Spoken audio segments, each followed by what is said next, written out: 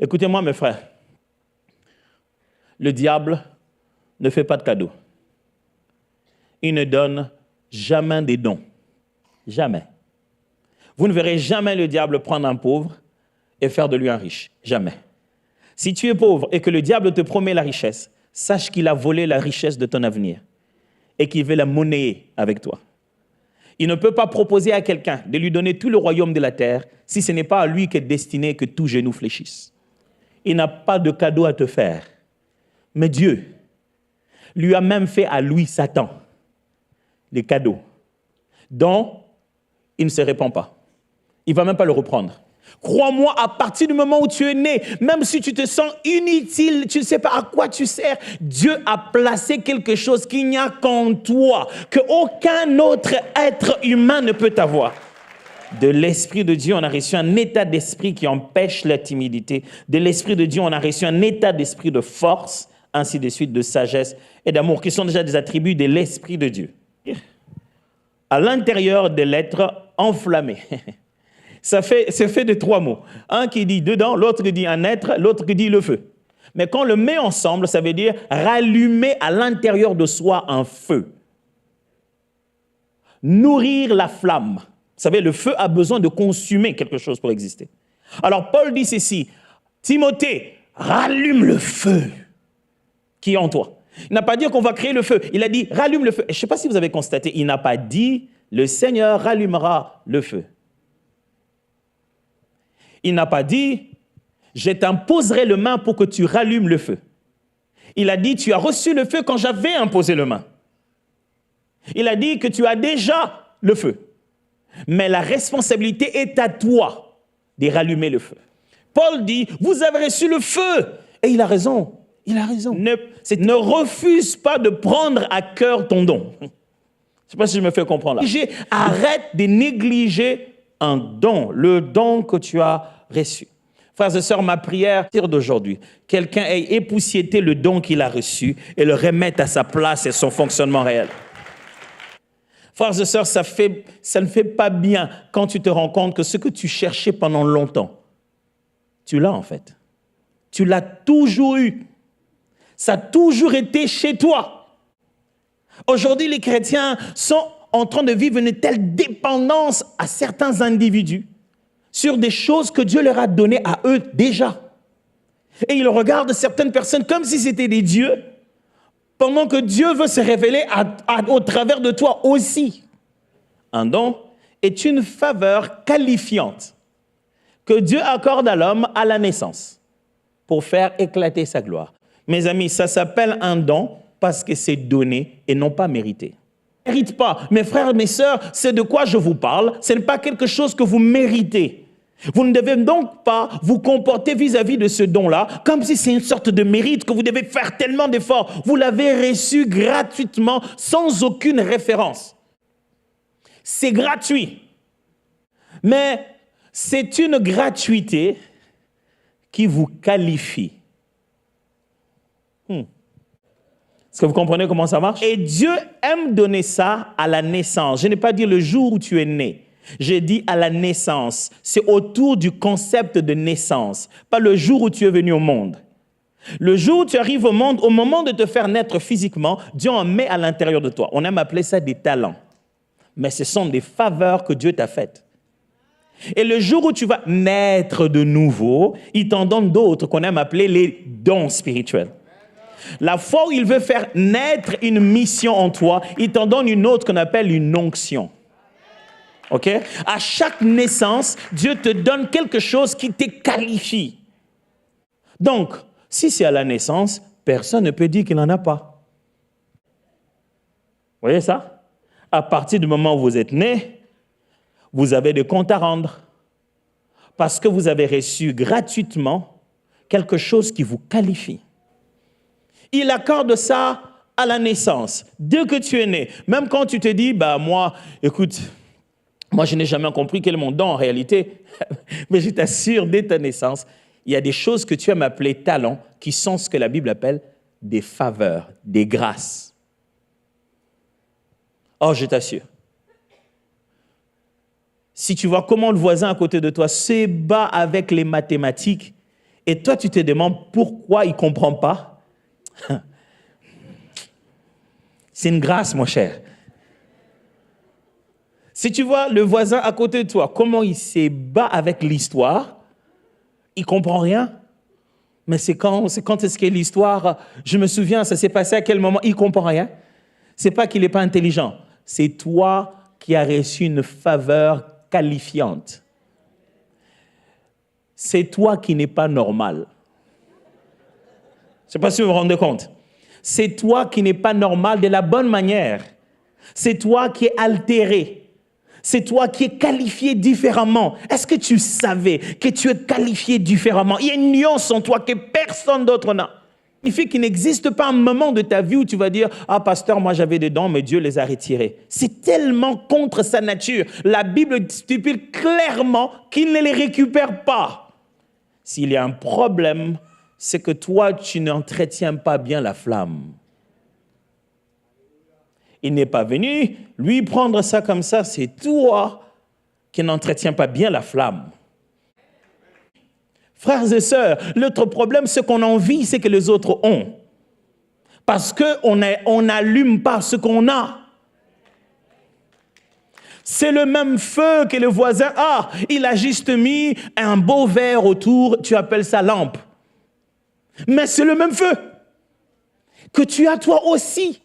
Crois-moi, à partir du moment où tu es né, même si tu te sens inutile, tu ne sais pas à quoi tu sers, Dieu a placé quelque chose qu'il n'y a qu'en toi, qu'aucun autre être humain ne peut avoir.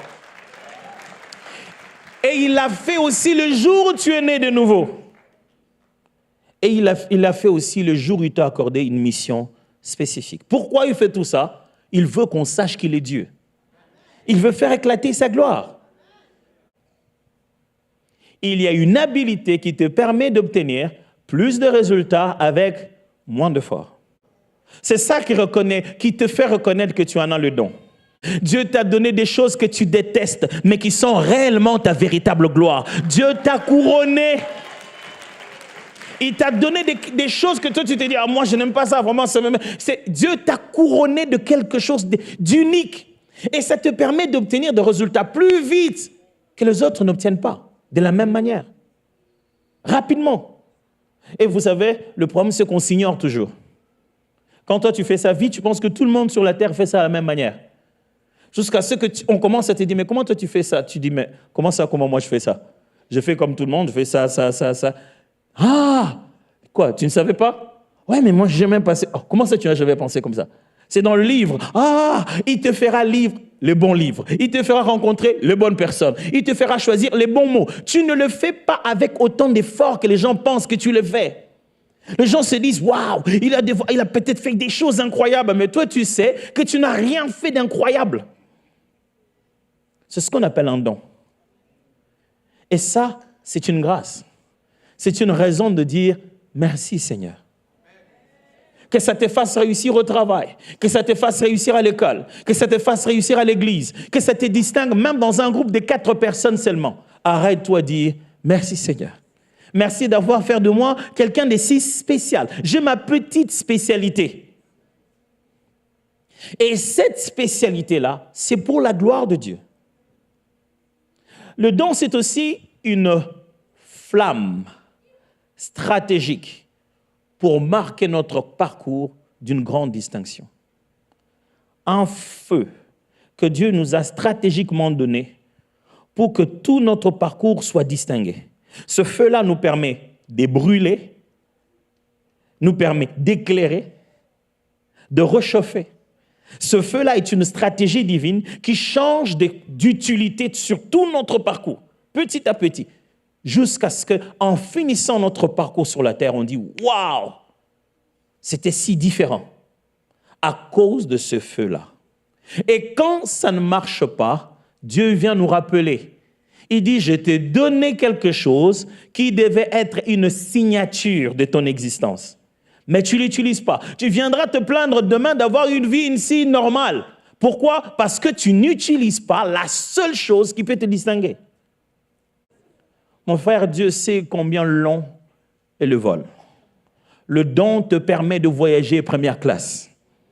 d'obtenir des résultats pour des efforts que tu n'as pas fournis comme tout le monde. Il y aura de domaines qui seront difficiles, mais il y en a d'autres pour lesquels Dieu veut que tu sois expert. Et si tu arrêtes d'être expert dans un domaine, tu te fais du mal à toi-même. Mais le problème est celui-ci. Personne d'entre nous voudrait étouffer ses dons. Personne. J'aimerais que vous deveniez tellement conscients de votre température spirituelle intérieure que vous sachiez que je ne suis pas bien ces derniers temps, que quelque chose ne va pas, que je devais changer d'habitude, c'est en train de mourir, ou c'est bon, c'est en train de vivre, c'est en train de s'enflammer. Vous devez être conscient de ce qui se passe. Mais comment ça fait que ça s'étouffe? C'est ça le problème. Qu'est-ce qui étouffe ça? Qu'est-ce qui étouffe ces dons-là? 1. La peur. La peur étouffe beaucoup de choses. La peur. Le problème avec la peur, c'est qu'elle ne te donne pas d'opportunité. La peur ne répare pas ce qu'elle a détruit. Vous savez, si j'ai tellement peur de faire une chose, quand l'occasion passe, la peur ne va pas recréer la chose. Jamais. Le problème avec la peur, plus tu as peur, plus tu deviens peureux. Ne te dis pas, tu auras tellement peur jusqu'à un niveau où tu auras consommé toute la peur et il n'y en aura plus en toi. Non, c'est plutôt l'inverse. Le premier jour où tu oses faire ce qui te fait peur, tu vas trembler. C'est bizarre, hein? C'est comme si tu étais délivré. Tu vas trembler, tu vas suer de partout. Tu vas avoir envie de dire, je ne vais plus jamais faire ça. Mais tu l'auras fait. Ça se serait passé. Ce serait fini. Tu as terminé au moins, tu l'as fait, tu es entré, tu as fait ce qui devait être fait et c'est fini. Vous savez, il y a un moment, tu as peur et quand tu as le premier résultat, tu te dis, peut-être que j'avais peur pour hier. Quand tu as peur, Dieu sait comment t'encourager. Je prie pour toi qu'à partir d'aujourd'hui, ces choses qui te font peur, tu te rends compte qu'il y a un homme au milieu de feu. Tu n'as pas peur du feu parce qu'il y a le quatrième homme. Il est là avec vous. Je prie Dieu que quand tu vas vers les lions, que tu n'aies pas peur, parce qu'il t'attend là-bas. J'aime comment David dit, l'Éternel est mon berger, je ne manquerai de rien. Il dit, de qui aurais-je peur? Il dit, même quand je marche dans la vallée de l'ombre de la mort, je n'ai aucun mal, je n'ai pas peur, car il est là avec moi. Je prie Dieu qui t'encourage dans tous les domaines qui te faisaient peur, qui t'envoie même un ami qui va t'encourager, un visage qui va te rassurer, mais que Dieu te donne un signe fort que tu n'as pas raison d'avoir peur. Quel est ce don que tu es en train de détruire par peur? En plus, peur des hommes.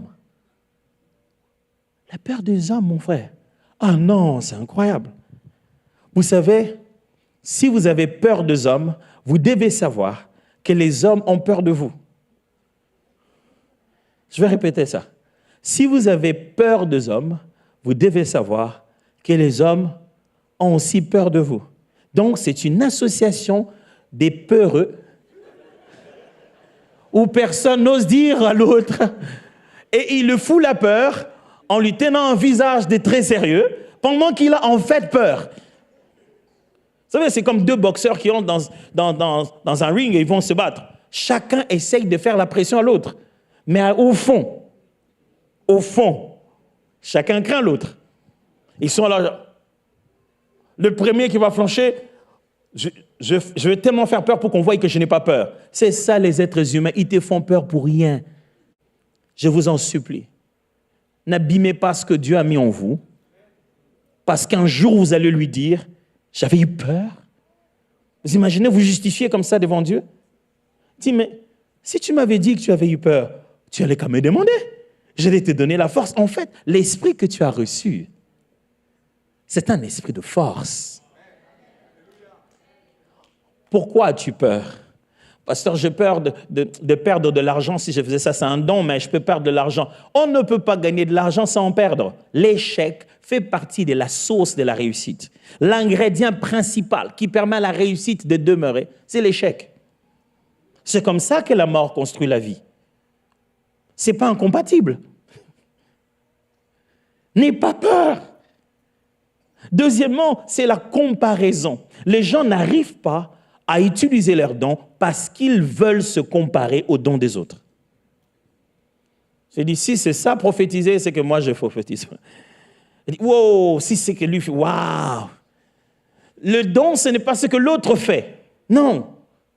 Le don, c'est ce que Dieu t'a donné.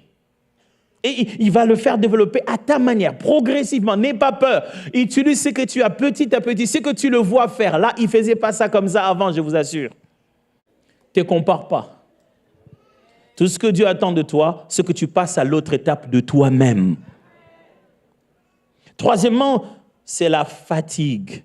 Vous ne le savez pas peut-être, mais quand vous êtes épuisé, vous n'êtes plus capable d'utiliser quoi que ce soit que vous avez. Que cet épuisement soit physique ou mental, quand vous êtes fatigué, vous n'avez pas envie d'utiliser vos dons. Cette fatigue mentale qu'on appelle une dépression ou quoi que ce soit, quand vous êtes épuisé, vous n'avez pas envie d'utiliser les dons.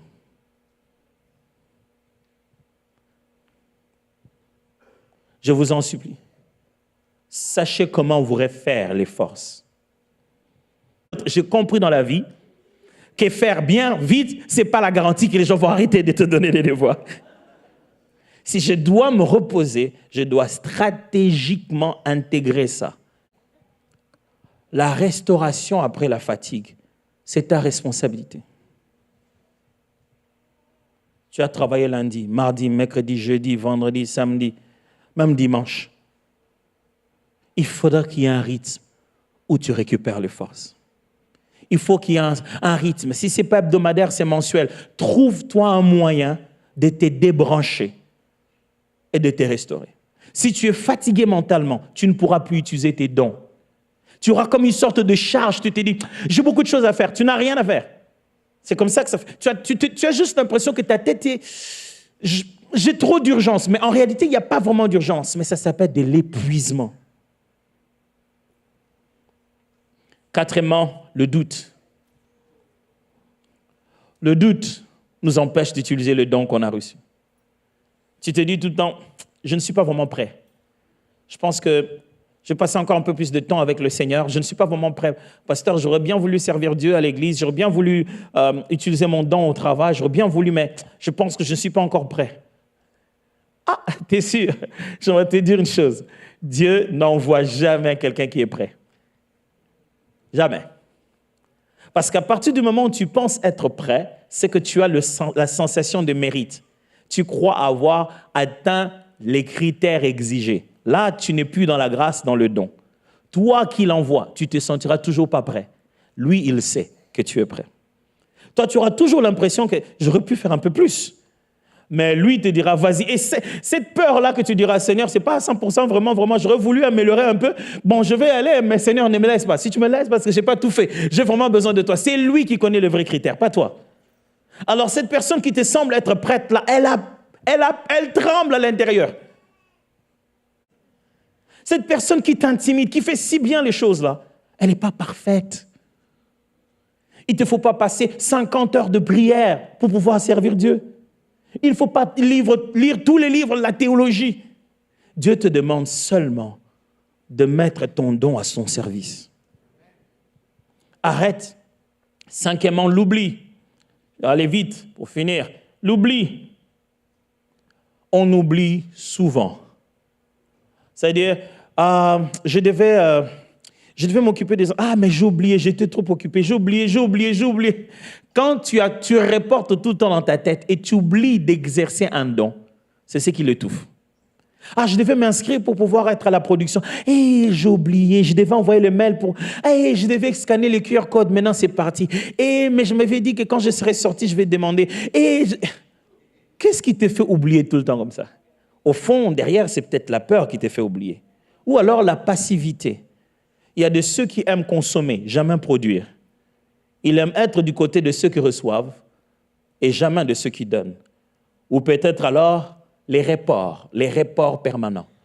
Pas cette fois-ci. À partir de l'année prochaine, je le ferai au prochain été. Tout ce que tu avais dit que tu feras l'été prochain, l'été arrive. Ou alors l'amertume ou l'échec, ou peut-être la déception.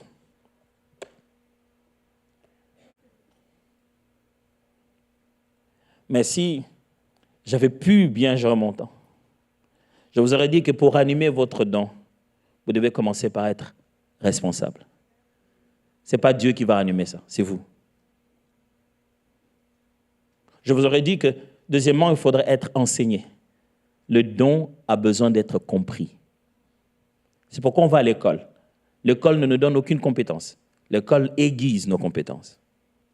Il faut que tu aies à l'école du don que tu as. C'est comme ça que tu vas le ranimer. Pose des questions et renseigne-toi. Je vous aurais dit qu'il faut apprendre à appliquer les principes. Chaque don a ses principes. Et je vous aurais aussi dit que vous devez apprendre les bonnes habitudes. Ça s'appelle de la discipline. Aucun don ne peut fonctionner sans discipline. Ce sont les mêmes jambes que les joueurs ont, les mêmes que nous avons ici. Mais leurs jambes à eux, ça coûte des millions. Parce qu'ils ont une bonne habitude régulière d'imposer à leurs jambes d'aller là où leur tête veut et d'obtenir les résultats voulus. Moi, il y a des fois où je veux que ma jambe fasse ça et que les ballons fassent ça. Ça n'a rien fait de tout ça. Mais ils se sont disciplinés. Chaque matin, avec ou sans championnat, ils font la même chose, routinière, mais importante.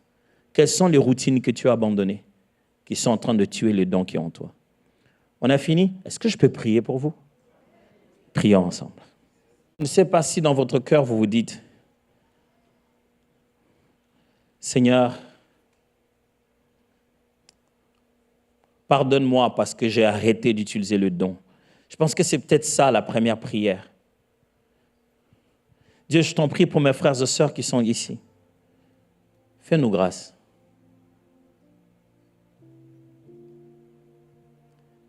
Aie pitié de nous.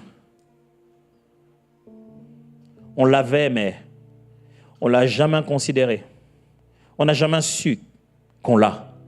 Ou peut-être qu'on sait, mais on se dit que ce qu'on a n'est pas assez. Je t'en supplie, Seigneur. Aie pitié de nous. Mais Dieu, je te prie aussi ce matin, pour tout un chacun de nous ici, apprends-nous à rallumer le feu.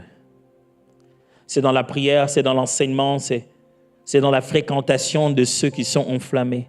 Apprends-nous à rallumer le feu.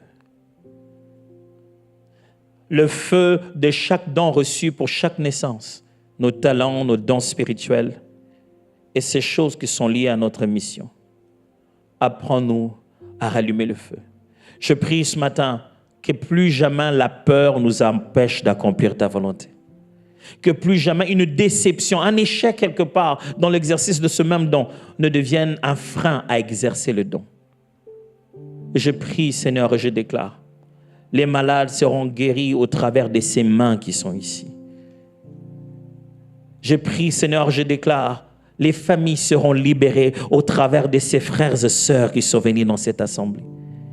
Et que les dons qui sommeillent vont connaître un réveil fort et profond dans le précieux nom de Jésus.